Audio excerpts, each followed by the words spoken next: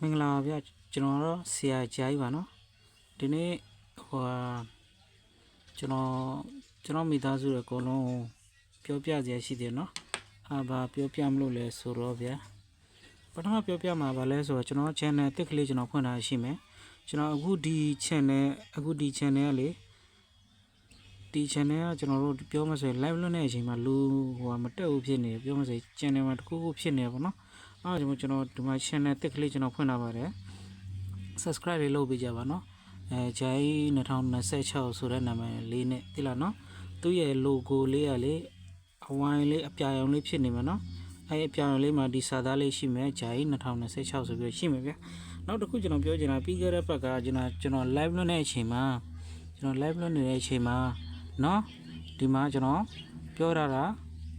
ပေါ့ဒီမှာ 3D တကွက်တည်းပြီးမှမထွက်ရင်ဆရာမလို့ဟုတ်လားခွန်စတား6ဆိုပြီးတော့ကျွန်တော်ပြီးတယ်နော်ခွန်စတား6အလဲမှာစုံဝန်တန်းတစ်လုံးမကတ်ဆိုတော့ကျွန်တော်တို့ခွန်စတား6အလဲမှာစုံဝန်တန်းတစ်ခုပဲကတ်ဆိုတော့ခွန်6ရဲ့အလဲမှာစုံဝန်တန်းဆိုရင်3ညလဲစုံဝန်တန်းမှာနော်ဆိုတော့ကျွန်တော်အောင်ခဲ့တယ်နော်လုံးဝတဲ့ပဲအောင်ခဲ့တယ်ဟုတ်ကဲ့လားဟုတ်တယ်မလားနော်ဒီမှာနော်လုံးဝတဲ့ပဲအောင်ခဲ့တယ်နော်ဒါကျွန်တော် live လုပ်နေတဲ့အချိန်မှာဒီမှာ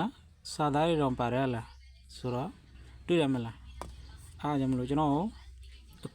ကိုကြီးလေးတောင်းတာပေါ့နော်ကျွန်တော်ကို subscribe လေးလုပ်ပေးကြပါ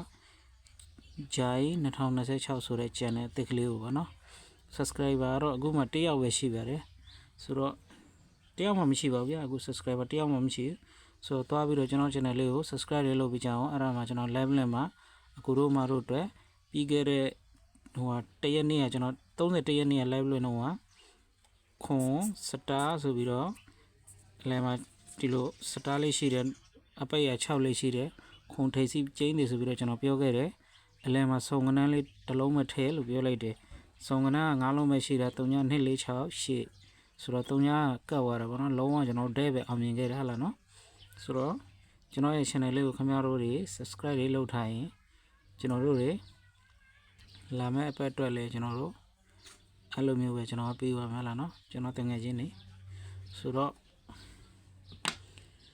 channel လေးကို subscribe လေးလုပ်ပေးကြပါလို့နော်အကုန်လုံးကျွန်တော်မေတ္တာရက်ခံပါတယ်ကျေးဇူးအများကြီးတင်ပါတယ်နော်